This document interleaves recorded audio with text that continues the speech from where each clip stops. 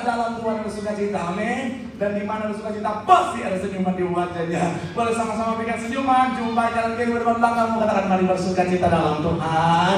Yuk minimal 2-3 orang kiri kanan depan belakangmu dengan senyuman yang paling manis. Sukacita Tuhan luar biasa, haleluya. Puji Tuhan, hari ini sudah berwarna-warni saudara. Puji Tuhan, kemarin hari Jumat itu semuanya saudara, persis kayak kolektor lagi bertugas saudara. Tapi puji Tuhan, hari ini semuanya sudah berwarna-warni dan saya melihat sukacita yang luar biasa hari ini saudara. Dan memang kenapa kita bersukacita? Karena hari kita merayakan kebangkitan Tuhan. Dia sudah bangkit, Dia sudah hidup. Makanya kita memiliki hidup yang setuju. Boleh berikan tepuk tangan yang paling meriah dulu buat Tuhan. Sekarang dibilang sama kanan kiri, mari bersukacita dalam Tuhan. Haleluya, haleluya. Mungkin saudara menatap kiri kanan melihat ini siapa ya? Kayaknya nggak pernah kelihatan sebelumnya. Haleluya. Karena sekali lagi memang ada namanya Kristen napas saudara. Haleluya, jarang kelihatan. Tapi kalau ditanya kamu Kristen napas, bukan. Saya Kristen jalur intel katanya saudara. Karena mereka intel jarang kelihatan saudara.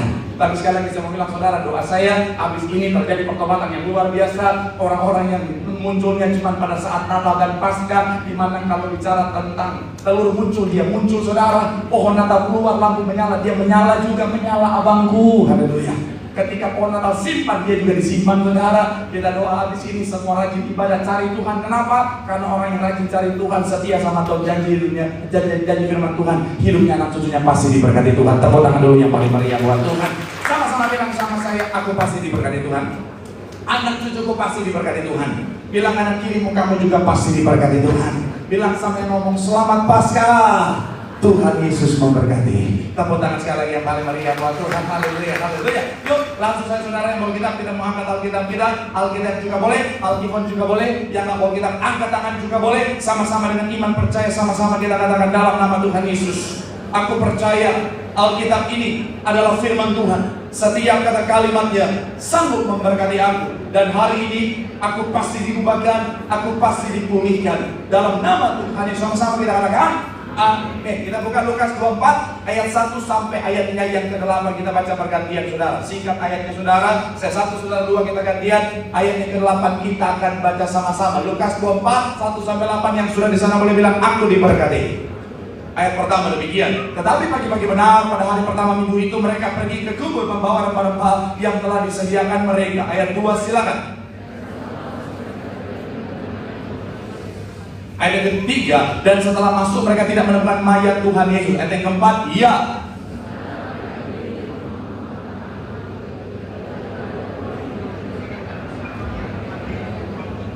Ayat yang kelima, mereka sangat ketakutan dan menundukkan kepala. Tetapi kedua orang itu berkata kepada mereka, mengapa kamu mencari dia yang hidup di antara orang mati? Ayat yang keenam, ya.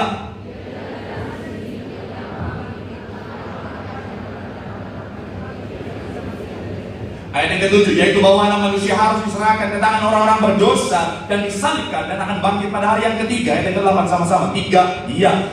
Maka teringatlah mereka akan perkataan Yesus itu. Nah, saudara, hari ini sekali lagi kita merayakan yang namanya kebangkitan Tuhan saudara. Dan memang kebangkitan Tuhan adalah satu kejadian yang sangat spektakuler saudara. Kenapa? Karena ini sekali lagi saudara benar-benar menyatakan Dia adalah Tuhan dan Juru Selamat. Ini menyatakan keilahiannya Tuhan. Dan sekali lagi saya mau bilang saudara, bicara tentang yang namanya kebangkitan ini saudara, karena ini menyatakan bicara tentang siapa dirinya dan juga keilahiannya. Makanya ada banyak orang pada saat itu saudara berusaha untuk menyangkal. Ada banyak orang berusaha untuk menutupi. Bahkan kalau saudara perhatikan kisah Alkitab, para imam-imam saudara yang waktu itu yang menjadi penyebab, akhirnya sekali lagi saudara secara bicara tentang secara tidak langsung mendorong untuk terjadinya penyaliban saudara. Mereka sangat ketakutan saudara. Mereka sangat dibuat malu oleh karena kebangkitan Tuhan. Makanya mereka berusaha untuk apa? Menutupi. Mereka berusaha untuk menyangkal. Kalau saudara ingat Alkitab, saudara menemukan kisahnya bahwa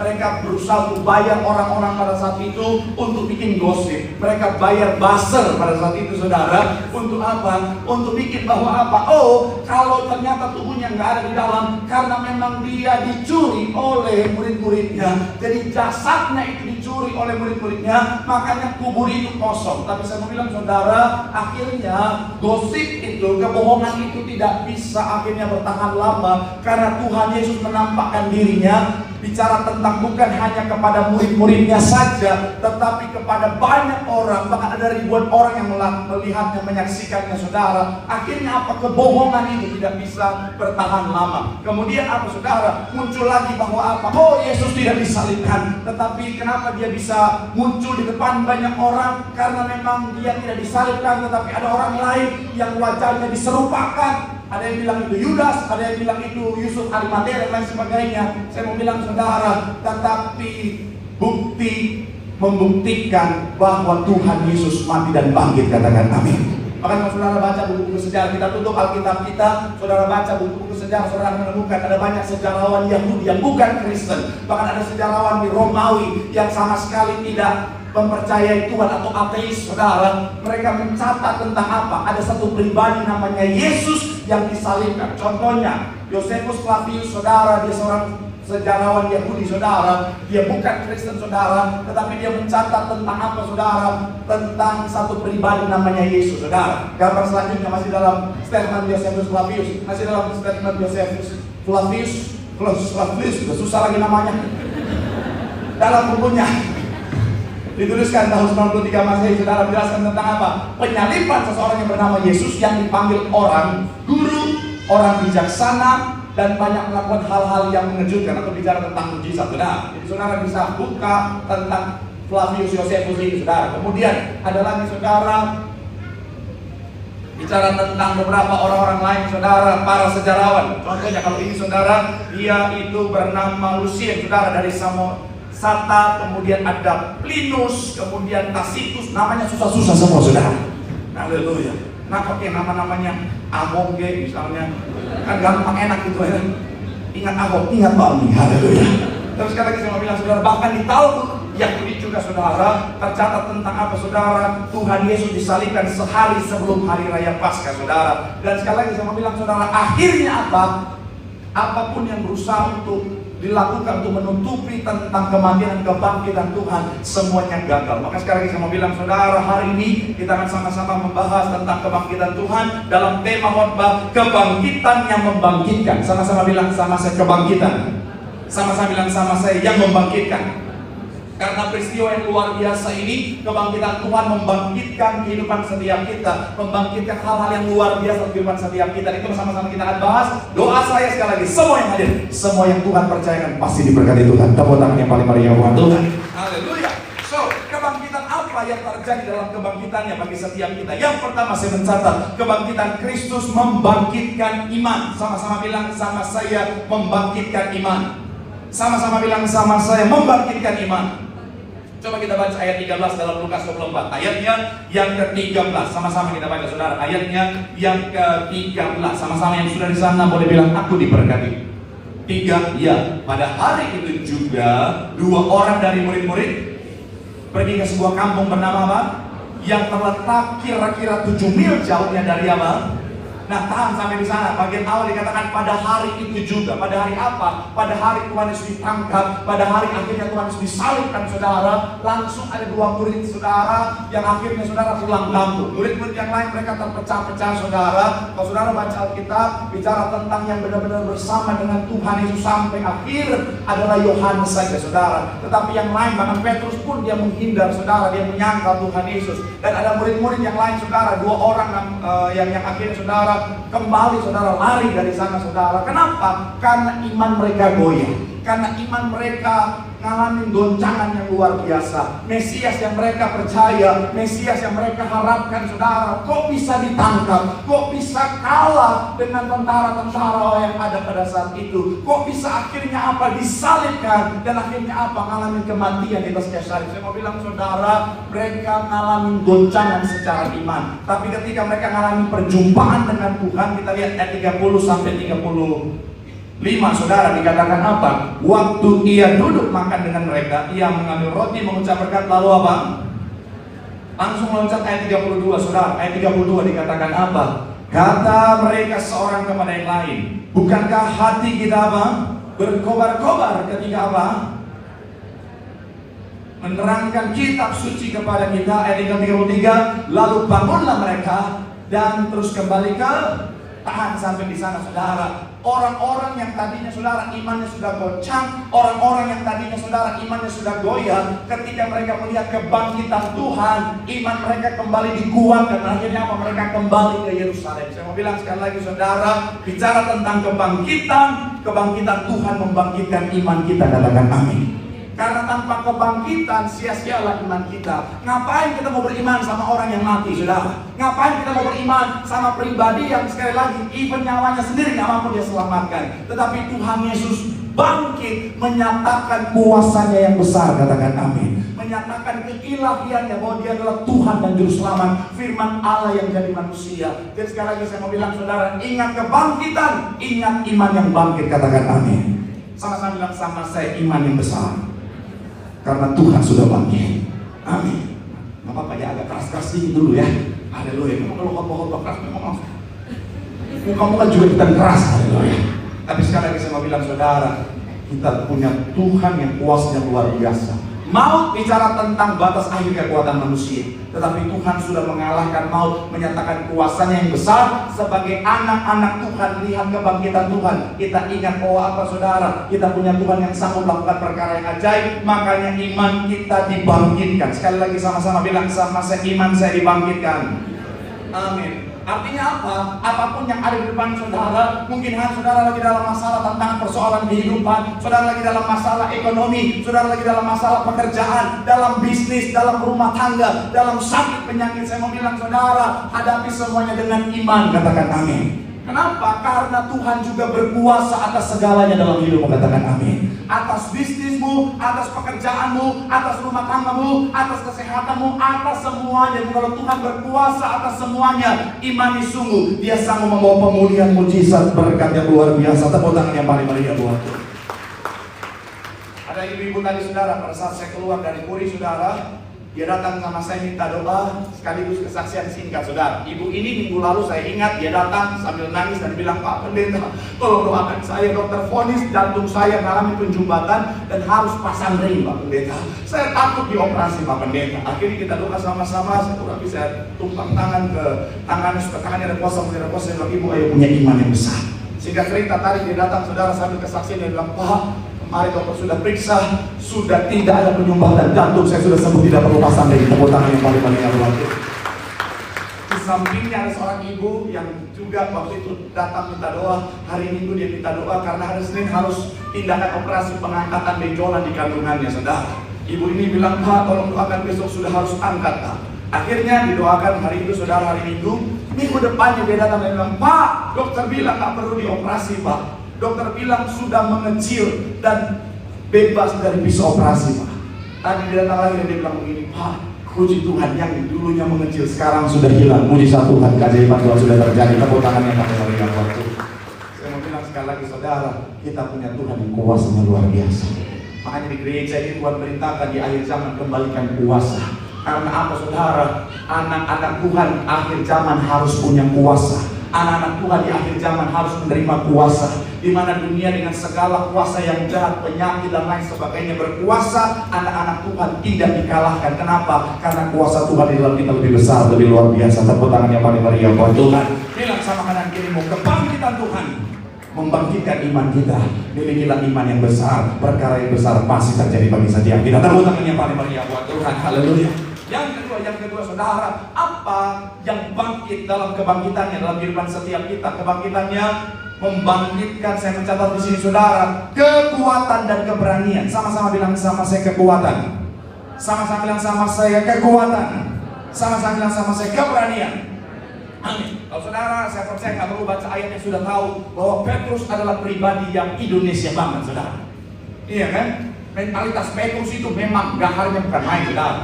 Petrus itu memang, pokoknya memang kayaknya campuran Ambon, Batak, Radu, Papua, Cincin, Golok itu Petrus saudara. Cap mau dia saudara. Tapi saya mau bilang saudara, Petrus yang begitu sangar saudara, ketika dia lihat Tuhan Yesus ditangkap dan disalibkan, dia dikuasai ketakutan saudara. Minggu lalu ada suara anak teriak nangis. Saya bilang itu menggambarkan suasana Golgota. Sekarang sudah bangkit, kenapa masih suasana Golgota? Tapi saudara tahu plot twistnya apa? Yang teriak itu ternyata anak saya, saudara. Jadi yang teriak di pojok itu, ternyata itu anak saya. Untung saya nggak nanya, anak siapa itu? Tapi sekali lagi saya mau bilang, tapi tenang, hari ini anak saya nggak datang, saudara. Jadi yang teriak tadi bukan anak saya. Saya mau bilang sekali lagi, saudara. Petrus yang gahar itu, saudara, ketika dia lihat Tuhan Yesus ditangkap dan disalibkan, dia ketakutan luar biasa. Makanya akhirnya dia sampai menyangkal Tuhan Yesus sampai 3 kali, saudara. Tapi saya mau bilang sekali lagi, saudara, ketika dia lihat kebangkitannya, saudara bisa cek, saudara, selanjutnya di dalam kisah kita saudara menemukan Petrus punya keberanian yang luar biasa. Yang awalnya dia takut mengungkapkan kebenaran, akhirnya apa, saudara? Sekarang dia punya keberanian yang luar biasa. Bahkan kalau saudara ingat ketika hari Pentakosta, dia berani berbicara di depan ribuan orang, dan akhirnya apa, saudara? Ada 3.000 orang yang bertobat di sana, saudara. Kebangkitan Tuhan membangkitkan kekuatan dan keberanian, katakan amin. Sebenarnya bicara tentang keberanian, hari Jumat kemarin kita sudah banyak bahas tentang keberanian. Jadi saudara yang gak hadir hari Jumat, tanya sama yang hadir. Saya akan fokus hari ini, saudara, soal kekuatan. Sama-sama bilang sama saya, kekuatan. Jadi ketika kita ingat kebangkitan, kita punya keberanian dan kekuatan. Artinya apa?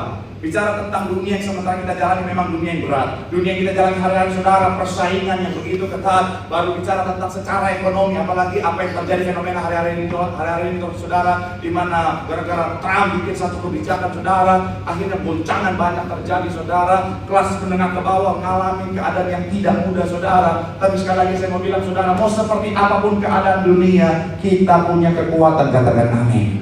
Secara manusia mungkin kita lemah, tapi kabar baiknya kita punya Tuhan dalam setiap kita, katakan amin. Jadi anak Tuhan jangan digigit bilang lemah. Anak Tuhan jangan digigit tuh nggak bisa lemah. Aduh pak saya lemah. Aduh pak siapa aku ini pak, hanya remahan rengginang doang. Kata Yesus. Kalau anak Tuhan ditebus dengan darah yang mahal, remahan rengginang tuh mahal iya deh. Ada banyak anak Tuhan kadang-kadang saudara suka ngomongnya salah-salah, saudara. Pak pendeta aku maaf pak atuh. Hanya gorden warteg, ditebus dengan darah yang mahal. Gorden warteg, kumaha iya, aya naon liar aing, harus bisa bahasa Sunda supaya kalau mertua ngomong kita tahu. Saya mau bilang sekali lagi, saudara, aku harus suara nih, jangan digigit saya lemah pak, saya lemah pak. Saya mau bilang, mungkin secara manusia sekali kita lemah, tetapi karena kita punya Tuhan kita kuat, katakan amin. Shalom bapak-bapak. Pak, saya tahu Pak, dunia hari-hari gak mudah buat kita para bapak-bapak. Kenapa? Tanggung jawab kita semakin hari semakin besar. Di mana dunia yang kita hadapi begitu kejam, kadang-kadang sudah itu naik manjat-manjat. Oh Tuhan, oh Tuhan, selamatkan lagi bersih-bersih. Dia udah pegang gunting darah Yesus Tuhan.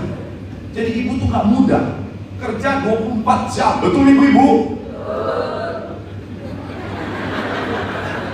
Makanya saya usul buat bapak-bapak, Bu, pastikan biaya bulanan nambah bulan ini. Betul ibu-ibu? Mata duitan semua. Tapi sekali lagi saya mau bilang, sekali mungkin nggak mudah. Saya mau bilang ya, kita punya kekuatan, amin. Siapa anak muda?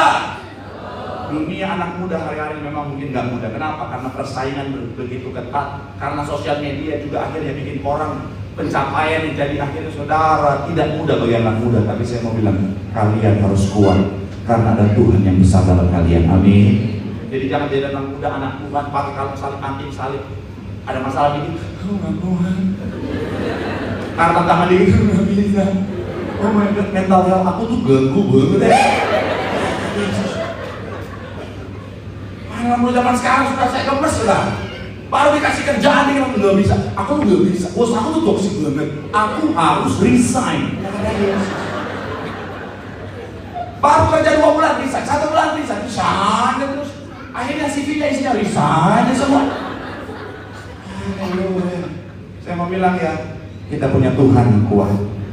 Karena Tuhan yang kuat dalam kita, apapun keadaan kita bisa berkata dengan bangga. Segala perkara dapat utang dalam Tuhan yang memberikan kekuatan. Tepuk tangan yang paling meriah buat Tuhan. Bilang sama kanan kirimu, kebangkitannya membangkitkan keberanian dan kekuatan. Bersama Tuhan kita pasti kuat. Tepuk tangan yang paling meriah buat Tuhan. Yang terakhir, mau siap-siap. Kebangkitan apa yang terjadi dalam kebangkitan yang ketiga? Kebangkitannya membangkitkan masa depan orang yang percaya. Sama-sama bilang sama saya, kebangkitannya membangkitkan masa depan orang-orang yang percaya kepadanya. Haleluya. Ayatnya yang ke-9 sampai 10 kita baca sama-sama, saudara. 9 dan 10. 3 ya. Dan setelah suara saudara yang lain, ayat ke-10, perhatikan, perempuan-perempuan itu ialah Maria dari Magdala dan Yohana dan Maria ibu Yakobus dan perempuan-perempuan lain juga yang bersama-sama dengan mereka memberitahukan kepada tangan sampai di sana. Saudara perhatikan di situ ada kata Maria dari Magdala. Dia dinotis pertama kali oleh Lukas, saudara, karena dia menjadi salah satu wanita yang menyaksikan kebangkitan Tuhan Yesus, menerima kabar sukacita kebangkitan. Salah satu wanita pertama. Padahal kalau kita lihat masa lalunya, kalau saudara baca beberapa referensi Alkitab mencatat dia adalah Maria Magdala. Maria dari Magdala makanya disebut Maria Magdalena. Berasal dari satu kota tepi danau Galilea, saudara. Dan Injil Matius, Markus, Yohanes menyebut Maria Magdalena, tapi beberapa bagian dalam kitab Lukas malah menyebut perempuan yang berdosa, karena dia memang punya latar belakang yang hancur. Dia lakukan banyak dosa yang tidak berkenan, tetapi ketika dia datang sama Tuhan, dia ada dalam setiap proses, mulai dari penangkapan, penyaliban sampai pada kebangkitan. Jadi bisa dikatakan dia mati bersama Kristus, dia bangkit bersama Kristus. Orang yang punya masa lalu yang hancur, bersama Tuhan dia punya masa depan yang indah. Makanya saya mencatat, saudara, kebangkitan Tuhan membangkitkan masa depan orang-orang yang percaya kepadanya. Saudara dan saya, kita mungkin punya masa lalu yang buruk, kita mungkin punya masa lalu yang hancur, atau mungkin hari saudara berjuang dengan kehidupan. Tapi saya mau bilang, ketika kita mau datang sama Tuhan, kita mati dan bangkit bersama Tuhan, kebangkitan yang membangkitkan masa depan kita. Iblis mungkin boleh berusaha menghancurkan masa depan kita. Iblis mungkin boleh berusaha memporak-porandakan masa depan kita. Kita nggak bisa rubah masa lalu kita, tapi kabar baiknya bersama Tuhan kita bisa mengukir masa depan yang indah. Oleh sebab itu ingat hari ini, ingat kebangkitan Tuhan. Kita ingat bahwa kita punya masa depan yang indah yang Tuhan sediakan. Jangan kecil hati dengan masa lalu. Saya selalu bilang, masa lalu saya nggak layak jadi hamba Tuhan. Masa lalu saya nggak pantas jadi orang yang berdiri depan saudara. Tapi karena kasih Tuhan, Tuhan melayakkan memampukan. Mati bersama Kristus, bangkit bersama Kristus. Ada masa depan indah yang Tuhan sediakan. Amin. Kalau dibilang sama kanan kirimu, kebangkitan Tuhan membangkitkan masa depan. Ada hari depan yang penuh harapan. Tepuk tangan sekarang yang paling meriah buat Tuhan, yang diberkati oleh lambaikan tanganmu. Tepuk tangan saudara-saudara yang paling meriah buat Tuhan. Haleluya. Sebab Dia hidup, ada hari esok. Sebab Dia hidup, ku tak gentar, karena ku tahu Dia berkata-hari jadi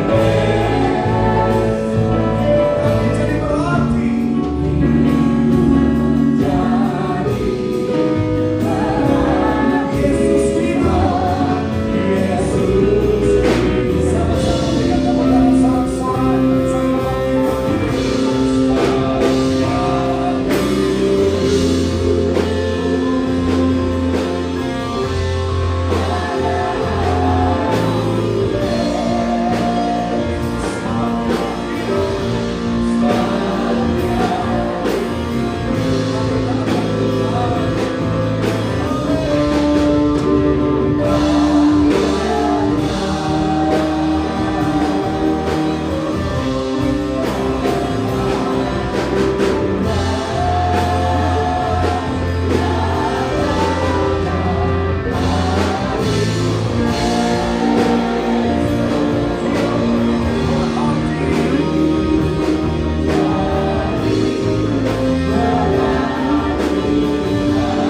sama-sama dengan kemuliaan sorak-sorai sama doa di hadapan Tuhan. Firman Tuhan akan setiap kita bahwa kebangkitannya membangkitkan setiap kita. Kebangkitannya membangkitkan iman setiap kita. Milikilah iman yang besar, maka perkara-perkara besar pasti terjadi dalam kehidupanmu. Kebangkitan yang membangkitkan kekuatan dan keberanian. Apapun keadaannya, kita ingat Tuhan sudah bangkit bagi setiap kita. Bersama Tuhan kita cakap menanggung segala perkara. Kebangkitan Tuhan membangkitkan masa depan bagi setiap kita. Tuhan datang bukan untuk orang benar, justru Dia datang buat mereka yang berdosa dan dianggap tidak layak. Seperti apapun masa lalu, datang sama Tuhan, mati dan bangkit bersama Kristus. Ada masa depan indah yang Tuhan sudah sediakan. Yang percaya sekali kita tangan yang paling meriah buat Tuhan. Sambil langkah kananmu di hadapan Tuhan. Pandang dulu. Terima kasih. Seindah